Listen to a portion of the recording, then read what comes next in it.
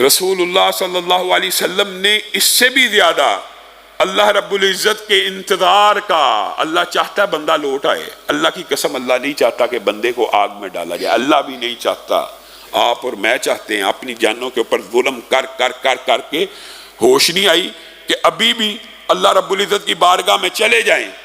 رسول اللہ نے کہا اللہ رب العزت کے انتظار کی اور اللہ رب العزت کے خوشی کی اور اللہ رب العزت کی فرحت کی مثال اس انسان کی طرح ہے کہ جو کسی صحرا میں اپنی اونٹنی کے ہمراہ گیا، اپنی سواری کے ہمراہ گیا، سارا سامان اس کے اوپر لدا ہوا، سو گیا، اٹھا اونٹنی غائب، اب اس کو تلاش کر رہا ہے، ڈھونڈ رہا ہے، حلق کے اندر خشکی پیدا ہو چکی ہے، اب اس کو سمجھ آ گئی پانی بھی اس کے اوپر ہے، کھانا بھی اس کے اوپر ہے، سامان بھی چلا گیا، اونٹنی بھی چلی گئی، اب میں مرنے والا ہوں۔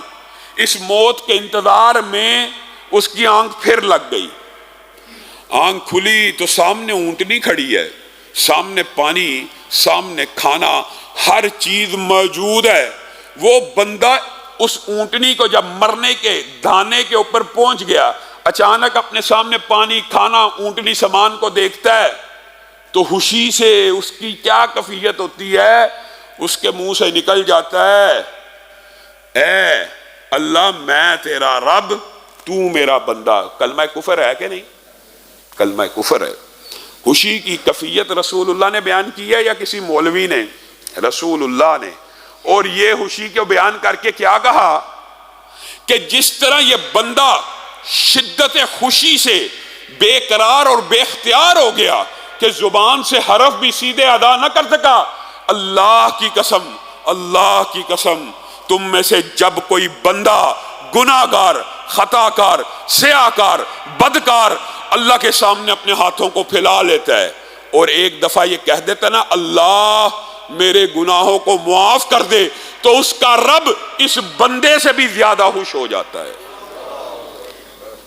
زمین، آپ رجسٹر، کوئی گناہ کرے، مسند احمد کی حدیث، گناہ کرے، رجسٹر لکھا جا رہا ہے، رجسٹر، ان رجسٹروں کی تعداد، گناہوں کی نہیں، رجسٹروں اور کھاتوں کی تعداد زمین سے لے کر کہاں تک پہنچ جائے؟